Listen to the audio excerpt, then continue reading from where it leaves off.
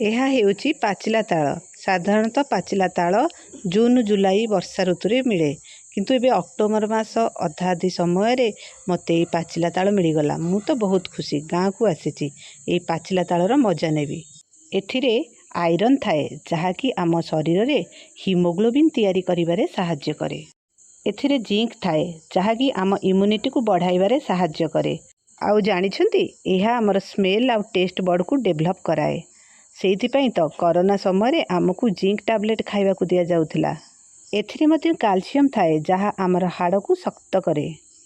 ଏଥିରେ ଥାୟାମିନ୍ ବା vitamin B1 ଥାଏ, ଯାହାକି ଆଣ୍ଟି ଷ୍ଟ୍ରେସ୍ ଅର୍ଥାତ୍ ଷ୍ଟ୍ରେସ୍ କମାଇବାରେ ସାହାଯ୍ୟ କରେ।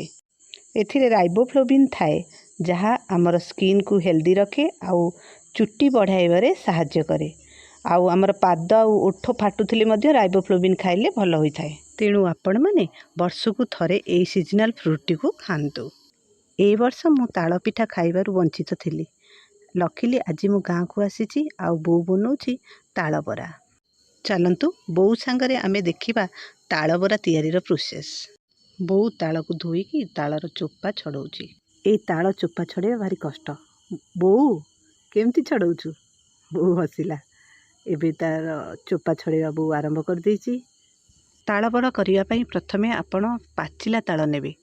ତାଳ ଭଲ କି ପାଚି ନଥିଲେ ତାର ଚୋପା ଛଡ଼େଇବା କଷ୍ଟ ହେବ, ଆଉ ସେଥିରୁ ଭଲ ରସ ବି ବାହାରିବ ନାହିଁ। ତାଳର ଉପର ମୁଣ୍ଡିଟିକୁ ଦେଖନ୍ତୁ, ଏମିତି ଧୀରେ ଧୀରେ ତାର ଚାରିପଟୁ କାଢ଼ିକିରି ଆମେ ଉଠେଇଦେବା। ଉଠେଇଲା ପରେ ଆମେ ତାର ଚୋପା ଛାଡ଼ିବାର ବ୍ୟବସ୍ଥା କରିବା। ଦେଖନ୍ତୁ ମୁଣ୍ଡିଟି ଏବେ ଉଠିଗଲା। ଆପଣ ଏମିତି ତାଳର ଉପରୁ ଏମିତି ଖଣ୍ଡେ ନେଇ ପୁରା ଟାଣି ତଳ ପର୍ଯ୍ୟନ୍ତ ସଫା କରିଦେବେ। ବୋଉ ଏବେ ତାର ଏ ତାଳକୁ ପୁରା ସଫା କରିସାରିଲାଣି। ଅଲମୋଷ୍ଟ 90% ତାଳରୁ ଚୋପା ଛଡ଼େଇ ସାରିଲାଣି। ବର୍ତ୍ତମାନ ବୋଉ ତାଳର ଲାଷ୍ଟ ଚୋପା ଛଡ଼େଇବାରେ ବ୍ୟସ୍ତ। ତାକୁ ଛଡ଼େଇ ସାରିକି ସିଏ ସେଥିରେ ଟିକେ ପାଣି ଦେଇକି ଭଲ ଭାବରେ ଚକଟି ନେବ। ଚକଟିକି ରସ ବାହାର କରିବ। ଦେଖନ୍ତୁ ବୋଉ ତାଳର ମଝିରେ ହାତ ପୁରେଇ ଏମିତି ଭାଙ୍ଗିଦେଲା, ଆଉ ତା 3ଟା ପାର୍ଟରେ ବିଭକ୍ତ ହୋଇଗଲା। ଏଇ ଧଳା ପାର୍ଟ ଗୁଡ଼ାକୁ ଫିଙ୍ଗି ଦେବା, କାରଣ ବୋଉକୁ ଏରା ଟାଣ ଲାଗେ ଆଉ ୟାର କିଛି ୟୁଜ୍ ନଥାଏ। ଆଉ ତାକୁ ଏବେ ବୋଉ ଚକଟିବ। ଟିକେ ହାତରେ ଏମିତି ପାଣି ନେଇକି ତାପରେ ସେ ଭଲ ଭାବରେ ଚକଟିବ, ଯେଉଁଥିରେ କି ରସ ବାହାରିବ। ତାଳ ଭାଙ୍ଗିଲା ପରେ ଯେଉଁ 3ଟା ପାର୍ଟ ବାହାରିଲା, ଆମେ ତାକୁ ତାଳ ମଞ୍ଜା କହୁ। ଆପଣମାନେ କ'ଣ କହନ୍ତି ମୋତେ କମେଣ୍ଟସରେ ଲେଖନ୍ତୁ। ଛୋଟ ଦିନେ ଦେଖିଛି ଛୋଟ ତାଳରେ 2ଟା ମଞ୍ଜା ବାହାରେ ଆଉ ବଡ଼ ତାଳରେ 4ଟା ମଞ୍ଜା ବାହାରେ। ଏଇଟା ମିଡ଼ିୟମ୍ ତାଳ, ତେଣୁ 3ଟା ମଞ୍ଜା ବାହାରିଲା।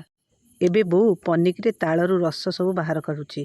ଦେଖନ୍ତୁ ଚକଡ଼ା ଯାଇଥିବା ତାଳକୁ ଏମିତି ପନିକିର ପଛପଟେ ରଖିକି ଜଷ୍ଟ ଟିକେ ପ୍ରେସ୍ କରିକି ଏମିତି ଘଷି ଦେଉଛି, ଆଉ ତାର ରସ ଆଉ ପଲ୍ପ ସହିତ ସେ ତାଳ ବାହାରି ଯାଉଛି।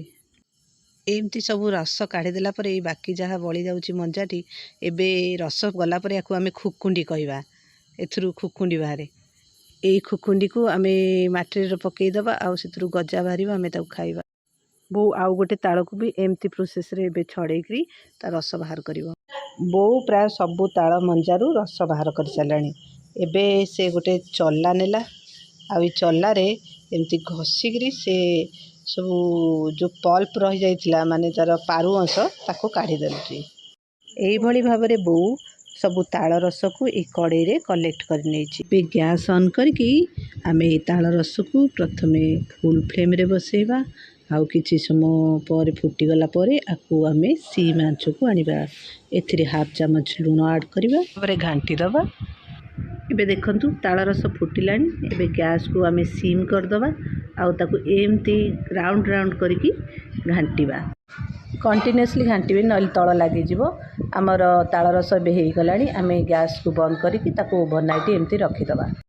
ସକାଳୁ ବୋଉ ଚାଉଳ ଗୁଣ୍ଡ, ତାଳ ରସ, କିଛି ଘିଅ ଆଉ ଚିନି ଆଉ କିଛି ରିଫାଇନ୍ ତେଲ ନେଇକି ଆରମ୍ଭ କରିଦେଇଛି ତାର ପିଠା କରିବା ପ୍ରୋସେସ୍। ତାଳ ରସକୁ ସେ ଗୋଟେ ବାଉଲରେ ଦେଇଯାଇଛି। ସେ ବୋଉ ଏଥିରେ ଆଡ଼୍ କଲା ଦେଶୀ ଘିଅ 3ରୁ 4 ଚାମଚ। ଭଲ ଭାବରେ ତାକୁ ଘାଣ୍ଟି ନେଲା। ଏବେ ସେ ଏଥିରେ ଆଡ଼୍ କଲା 1/2 କପ୍ ଚିନି, ଆଉ ଭଲ ଭାବରେ ତାକୁ ବୋଉ ପକାଇକି ଘାଣ୍ଟି ଦେଲା। ଚିନିକୁ ଏମିତି ଭଲ ଭାବରେ ଘାଣ୍ଟିକି ସେ ମିଶାଇ ଦେଲା। ଆଉ ଏବେ ଆଡ଼୍ କଲା ଆମର ଚାଉଳ ଗୁଣ୍ଡକୁ। ଆମେ ଚାଉଳ ଗୁଣ୍ଡ ଏଥିରେ ନେଇଛେ 1/2 କେଜି। 2ଟା ତାଳରେ 1/2 କେଜି ଚାଉଳକୁ ଗୁଣ୍ଡ କରାହେଇଛି। ଚାଉଳ ଗୁଣ୍ଡକୁ ବି ଭଲ ଭାବରେ ପେଷ୍ଟରେ ବୋଉ ମିଶାଇ ଦେଲା। ଏବେ ତାଳ ବରା ପାଇଁ ପିଠଉ ରେଡ଼ି ହେଇଯାଇଛି। ବୋଉ ଏବେ ତାକୁ ଚୁଲିରେ ଛାଣିବ। ସେ ଚୁଲି ଲଗାଇ ଦେଇଛି। गोटे कड़े से बसईदेला। एबे गरम कड़े रे बो 2 ରୁ 3 कप रिफाइन तेल ऐड कला। 2-3 मिनिट एमती बसला परे तेल गरम प्राय हैला भलिया लागिला। मो बो को पचारि गरम हो गलानी। बो टेस्ट पाई गरम तेल रे किछि पानी को छिंची देला एवं जो साउंड हैला सेथरु से कहला तेल हेनी।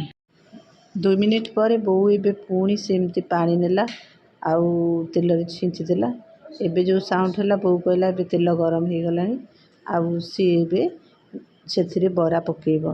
एबे धीरे से गोटे बरा पकेइला आउ ए बराटा को कहल गोटे कहीं पकाउछु ना फास्ट आमे जो बरा करिबा ताहा अग्नि देवता को समर्पण करिबा, अर्थात ए बराटी को से नियारे पकेइबो। सतरे से ए बराटी को काढ़िला आउ मो आखि आगरे नियारे पकेइदेला। एबे बो कड़े रे छोट छोट गोल गोल करिकरी पिठो नेइकी छाड़िला जोड़ा कि आमर बरा हबो। धीरे धीरे धीरे धीरे एमती करी 8 ରୁ 10 टी बरा छाड़िला। 10-15 मिनिट ताकू एमती बो सिझिबा को देला। तापर से कहला एको उल्टेबो बोली। एबे बो पिठा को उल्टे देला। जो पिठा जा सहित लागी जाइथिबो सब अलग कर देला गोटी गोटी करिकी। पिठा को उल्टेला परे बो 15 मिनिट ताकू पुणी सिझिबा को देला। बरा आमर रेडी हो जाइछि। बो ताकू ए बाउल रे एमती काढ़ी नेला। एमती भाबरे से सब ताଳ को बरा करिकी छाणी देला। एबे आमर गरमा गरम ताଳ बरा रेडी हो जाइछि। यह खाइबा पई बाहरु क्रिस्पी लागे और भीतर बहुत नरम लगी थाए। आ जो गुआ घिओ पड़िछि तार फ्लेवर को बेसी एनहांस करे। आपण एमती करी खांतु। मो बापा ओ आम घर पाख बड़ बापा ओ तांकर नातुणी पिठार आनंद नौछंती। आपण मन भी एमती पिठा करी खांतु। आउ मो चैनल रे एमती भल भल रेसिपी पाइबा पई लाइक और सब्सक्राइब करंतु। आज पई रहिली। जय जगन्नाथ।